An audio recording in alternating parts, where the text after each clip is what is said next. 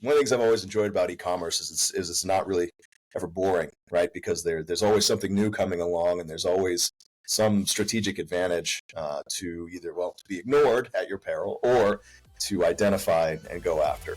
Welcome to the Mastering E-commerce Marketing Podcast. I'm your host, Eitan Koter, co-CEO of Vimy. In an era of rising acquisition costs and increased competition, this podcast is dedicated to helping you drive sales, engage customers, and build meaningful communities so you can turn passive visitors into active buyers. Now let's get started with the episode. Hello e-commerce fans, welcome to another episode of Mastering E-commerce Marketing. I'm here today with Ben Marks, Director of Global Market Development at Shopware. Ben, how are you? Welcome.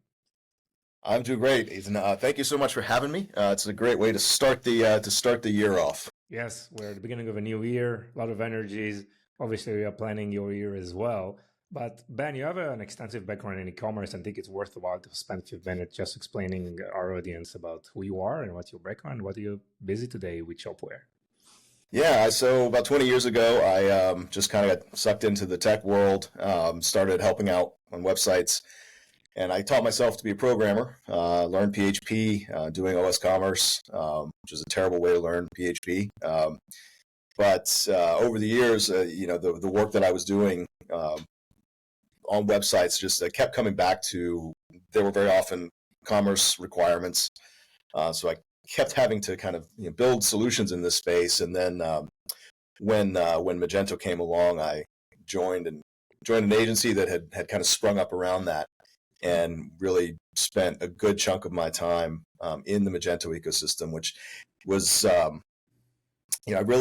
for me it was interesting though, because just learning Magento was it helped me fill in a lot of the gaps that I had in my knowledge and abilities as a programmer. It was a bit more complex than what I think most people working on PHP projects experience. So, but then from there, it was great to be around an entire worldwide ecosystem. I went to 50 countries with that job, met tens of thousands of people, and got to listen to a lot of the problems and challenges that pop up in this space. I mean, that's one of the great things. One of the things I've always enjoyed about e-commerce is it's not really ever boring, right? Because there's always something new coming along, and there's always some strategic advantage to either, to be ignored at your peril or to identify and go after. So that's part of what I do.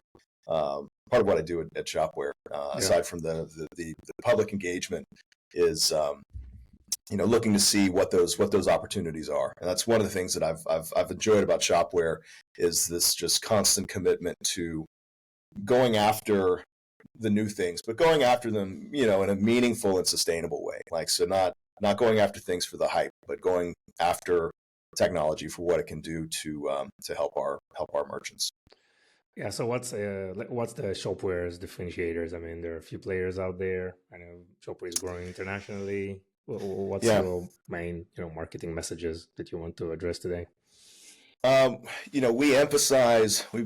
basically emphasize agency. I mean, and you could probably, take a pun out of that if you like. I mean, the agencies we work with are probably, in some dimensions, our most important customers, right? Because we build a turnkey solution, but you would never want to use us directly, like we come out of the box, especially, and I'm speaking mostly about anything, the upper small business or mid-market. People find their way to Shopware because they've recognized that they have requirements, whether that's integration or functionality, that aren't really easily met, especially by SaaS platforms. It's not a knock against SaaS platforms. They serve a great and powerful purpose in the e-commerce platform marketplace. But people come to Shopware because they know they need a measure of control to build the things that are going to make a difference for their business. And it's not just about customer engagement. It's also about how things work on the operations side, right? So we built everything that we've built, as I said, turnkey, but with the expectation that it's going to be customized, and we want that kind of extensibility to exist both for building the right customer experience, but also making sure that the folks in the back office or the warehouse or whatever their task is, that they have a concise, friendly, usable interface to get their job done. Basically, I'm ironically, I think we're always happiest on the operations side when people forget that they're actually working with software, right? They're just in there and they just get their work done. So you emphasize the probably the complete solution that can be provided by Shopware, but also Shopware emphasizes headless solutions, right? API architectures. Right. Can you explain the significance of this approach to merchants who are maybe unfamiliar with this concept? Yeah, I mean, well, I would hope, gosh, hopefully most merchants are familiar with the various approaches to building and specifically maintaining an e-commerce experience, right? You can build something awesome, but it may not be the thing that you need down the road. So, yeah, what I like to say, whenever I hear about PWA, like a progressive web app or headless or anything, I always like to ask a merchant. I think the first question that anyone in participating in that conversation should ask is, why do you think? Like, what do you mean? Putting that back on the merchant. Like, what do you mean you need headless? What do you mean you need microservices or any other architectural approach? I think it's been a disservice. It's a complicated industry that we work in, but it's been a bit of a disservice when we have merchants asking vendors for specific architectures, right? Because we're already pretty far away from what the merchant's actual problems are. So that's why I like to turn that question back on them. But but theoretically, headless in general is about the flexibility to deliver an experience for a customer no matter how they're experiencing your brand, right? So if you want to change platforms, theoretically you can change platforms because you have this headless installation, the machinery of the site that actually ties together everything that the front end is, whether the front end is on a desktop or laptop or a phone or in an app or at a kiosk in a store. Headless can accommodate all of these different front ends, and when it's well built and well delivered, it can provide some real advantages when it comes to adding in other components, other adjacent technologies, which is the norm these days, right? Because our specialty is several parts of e-commerce functionality, but then you start getting into customer data management, you start getting into remarketing and ERP and all these other concerns, and there are other applications that do this really well. And so any application that is built for headless, if it's been built well, will accommodate integration much more readily than an application that's trying to do it all and trying to own it all. So that for me is it's an important context to have. But again, if you're a merchant out there and you're asking yourself questions that sound very architectural driven, you really get back and focus on what you need to do. So if someone says to me, "Hey, we want to be headless," I say, "Why do you want to be headless?" Well, we want to be able to iterate and change rapidly. Like, what if we want to drop this this e-commerce platform and replace it with this one, or drop this part and replace it with this? I'd say, well, realistically, that doesn't happen very often. Yeah. It's good to not build yourself too much into a corner, but man, there's corners everywhere you look in this business, right? You can build dependencies on specific agencies. You can build dependencies certainly on specific platforms, and the more you start to bring multiple things together, there are a lot of risks to really encumber yourself. So just focus on your business requirements, and then constantly resolve the message and the information you're getting from your vendors or your prospective vendors, and make sure that you're resolving it back to your actual needs, and they're helping you solve those problems directly. Yes. I hear that probably you spend a lot of hours every day with customers, right? Yeah. Over the years, we actually have a pretty full team in the U.S. I'm part of the product team here at Shopware, so I actually report into the European organization. And of course, we have a well-established. Most of our business right now is still in the German-speaking countries. So these guys spend a lot of time with the customers and prospects. But yeah, over the years, I've taken a lot of those calls. I've been responsible for project delivery when I was working at Blue Acorn, and I have spent a lot of time out in the field, out at conferences. Just having these open discussions. I mean, for me, it's just there's so many great platform solutions out there.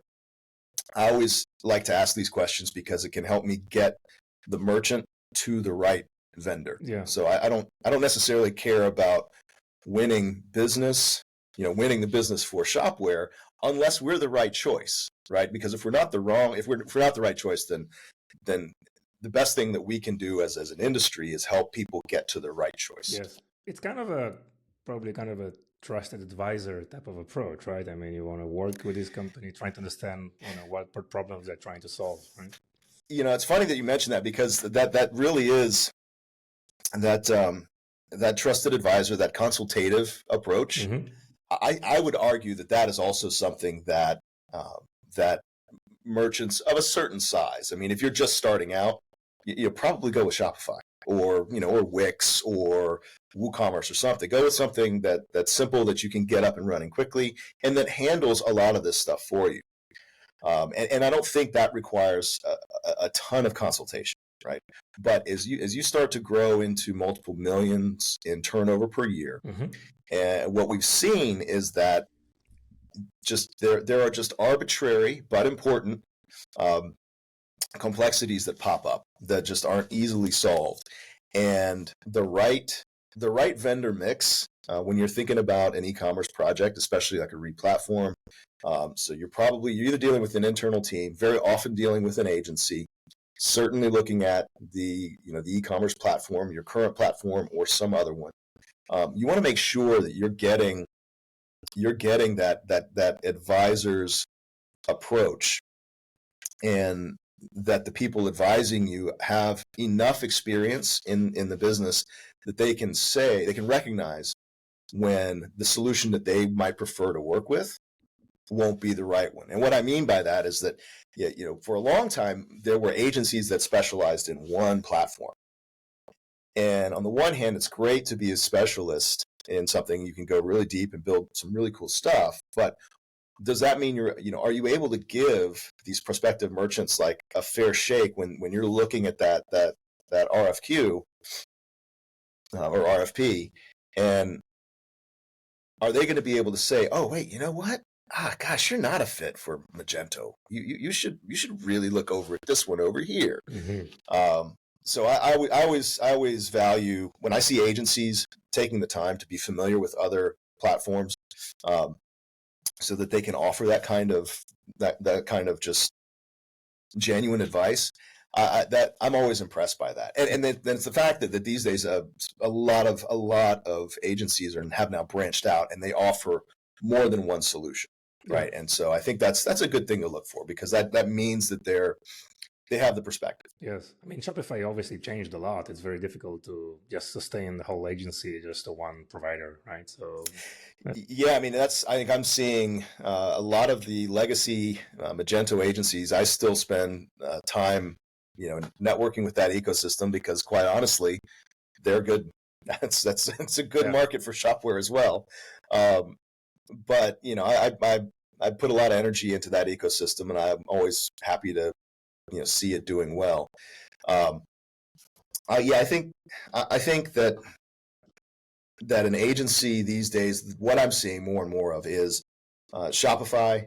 A lot of them have added Shopify. If they're not already doing Shopify, they are talking about doing Shopify. We'll see agencies that have done Magento will also do like Salesforce, and maybe they've gotten into BigCommerce in the past. BigCommerce is kind of I'm really interested to see what happens with BigCommerce this year in 2025 with all of the leadership changes. Yeah. over there last year. And this I'm hoping sometime I get to meet Travis, the new top dog over there. Everyone I know that knows him says he's just a hell of a guy. He's got a great career. He did an interviews on the Watson Weekly or Weekend Watson Weekend podcast. I ended up listening to that episode twice because he was saying a lot of great stuff. He clearly gets the industry, but he's taking he's going to be taking that business towards. I wouldn't be surprised to see BigCommerce just aligning more strongly with the Accentures and Deloittes of the world, and them trying to become a more of a tool in the toolbox for how those consultants like to sell their projects. I've got some experience in the years I've trained. I've done trainings actually for both Deloitte and Accenture in the past. It's a very different world, but hey, there's plenty of the pie is plenty big for all of us. So I still know some of the people over at BigCommerce, and I wish them success. But it's a big change they're going through. Yes, obviously the thriving market and it's growing, but there are considerable challenges. And what do you hear from merchants today? What are the major challenges they face? Well, I mean, they are almost to a person concerned with capex and opex. They're by now pretty much everyone either has gone through a replatforming or they know someone who has, and so there's to say that the financial environment is conservative at this point is an understatement, right? People are just really reluctant, and I don't blame anyone, especially if you're looking at a replatform. Like, you're probably betting your job on that replatform, and replatforms very often, there's some bad replatformings out there, and no one, if what you have is already making money, even if it's a leaky faucet, do you go and just turn things off outside at the source, or do you just kind of let the money continue to drip in? So there's a lot going on. We are seeing people, I think I'm seeing investments where businesses are hardening, or making more robust their current solution, and they're looking at some of the adjacent pieces. So maybe the current e-commerce platform stays in place, but merchants are wanting to level up their access to and understanding of customer data, right? So they might be introducing a CDP, or or picking a vendor, like Digital or others who have this this data platform built in, so that they can avail themselves of all the tools that are coming down. I mean, on the one hand, you've got this stagnation of platform, but you have this just rapid, this accelerating force that is AI, and what AI brings to all of these various providers. Because it's not like AI is just for the e-commerce platform. AI is essential in personalization, in intelligent search. I mean, those were the vendors that were actually dealing with big data and machine learning, so they already have the chops really to engage this new generative AI era that we find ourselves in. But of course, you see it popping up literally everywhere. People being able to engage with their data and systems in natural language, and and the really good ones will have sort of locally trained models that make the insights and the results even more profound. So it's exciting, but if I read past the questions and the discussions that I'm having with merchants, it's everyone's just like, how do we know what's the right thing to do? How do we know what's the right, where should we be dropping our investment dollars to make sure that we're not falling behind the marketplace and our competitors?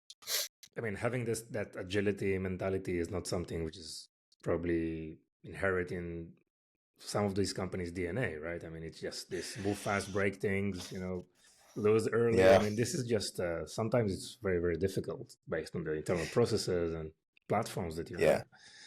Yep. Yep. And we're, of course, I just naturally had to bring up AI. It is unfortunate that is maybe the hypiest hype of topics that I've seen in my career. But the hype was real. I mean, there was a very real moment. Just over 2 years ago, there was like the day before ChatGPT was released and the days after. And it's crazy to me.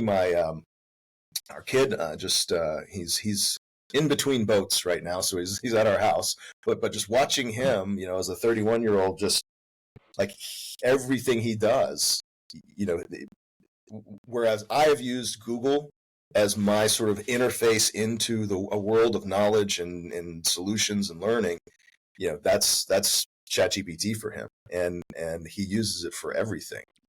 Um, there's all sorts of implications about the benefit of doing your own work and synthesizing your own things, but I have also started to use it for when I'm trying to understand trends. For example, it's great. I can ask ChatGPT like, hey, what was the give me the breakout of the top 5 e-commerce platforms over the last 5 years, sort of by revenue.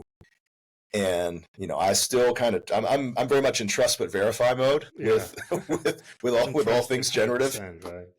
Yeah, I mean, I'm not going straight to the press with the output, but what that does is that's like what would have been a almost daunting task of like I'm going to spend like 10 hours aggregating all this data and putting everything like now it's like, oh, it's right there. Yes, faster. And then I can actually start to I can move beyond that initial data gathering phase quickly and just move right into, okay, what's my analysis? What do I think about this? And then if I want to, I can can have this kind of conversant iterative engagement with ChatGPT or others.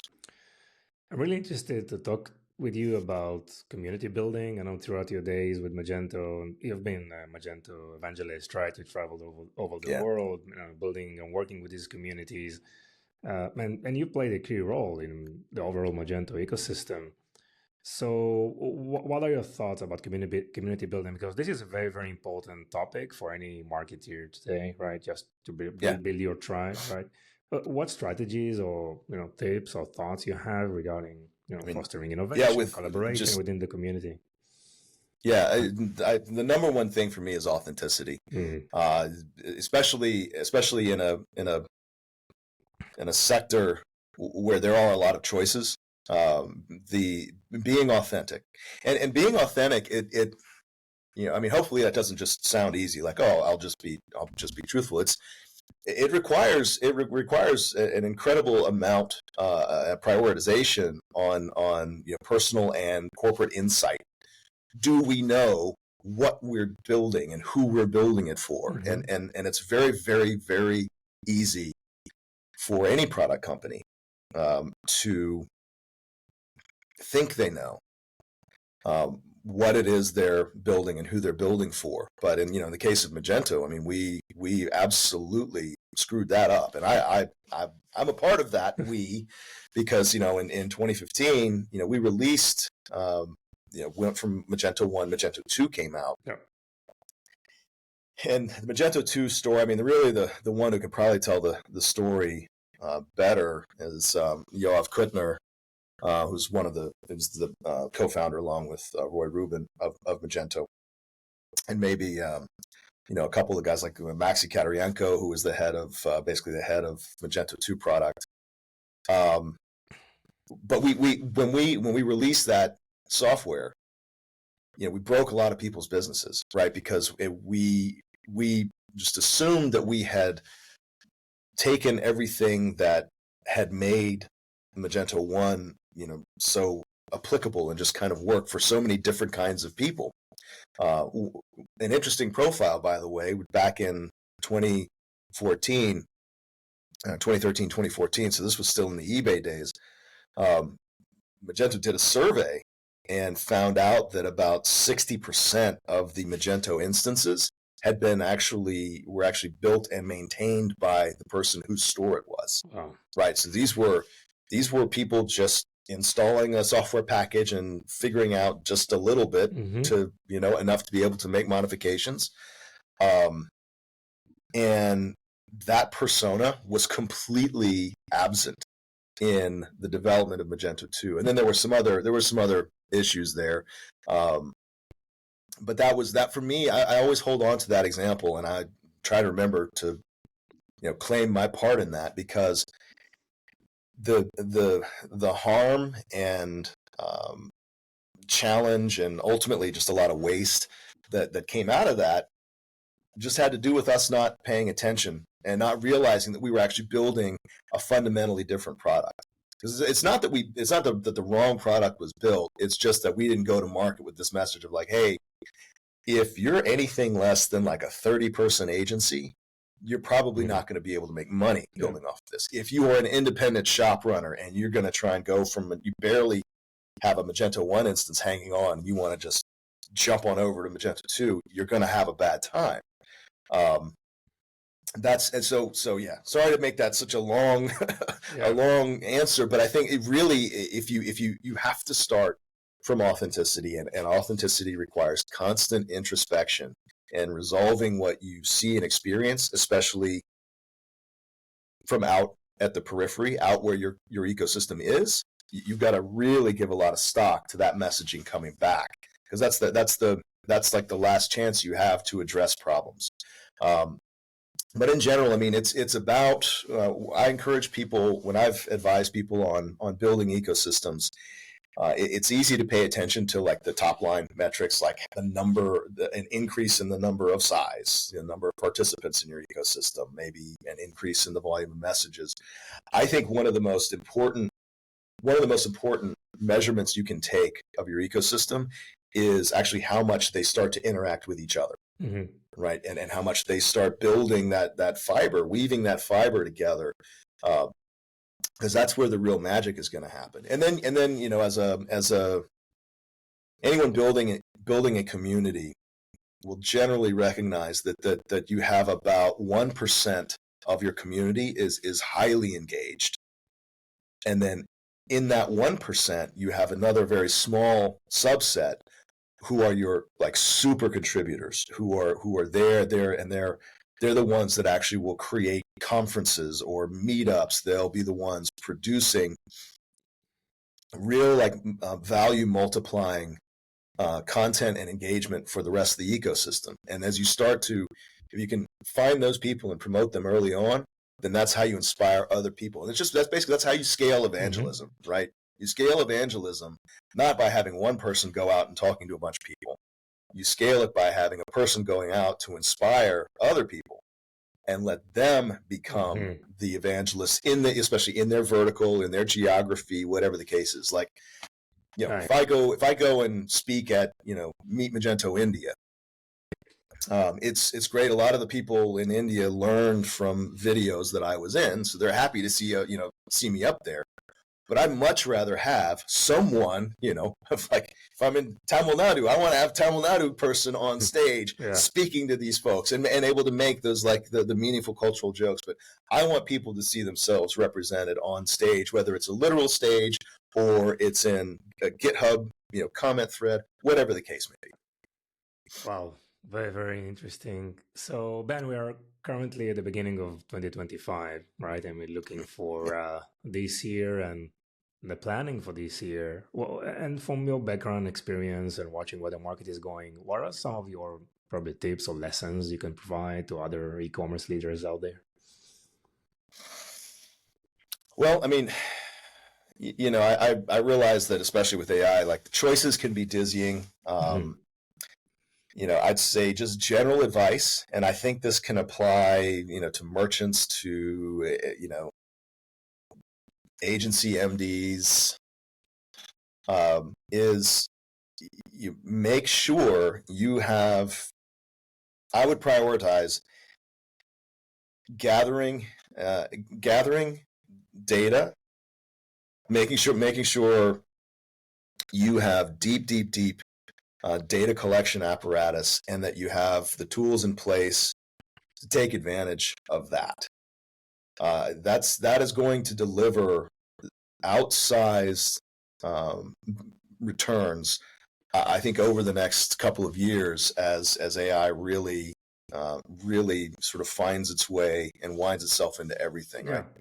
Right? And the good news there is that a lot of this data is probably being collected already in bits and pieces. It just may be in various silos. So I would expect that we'll see some businesses popping up or departments within agencies that can help merchants, sort of bridge the gaps or tear down the silo walls, whatever metaphor we want to use. But that's going to be that.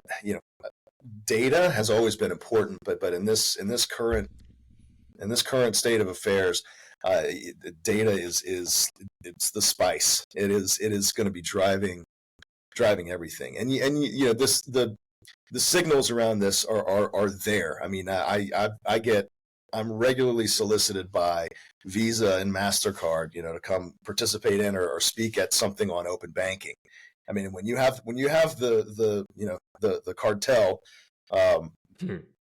talking about, they're engaging this, so they know that everything's going open, and MasterCard has released products that basically that indicate they know that customer data is the thing. So like your payment provider, when you have a card network offering the ability to give you consumer behavior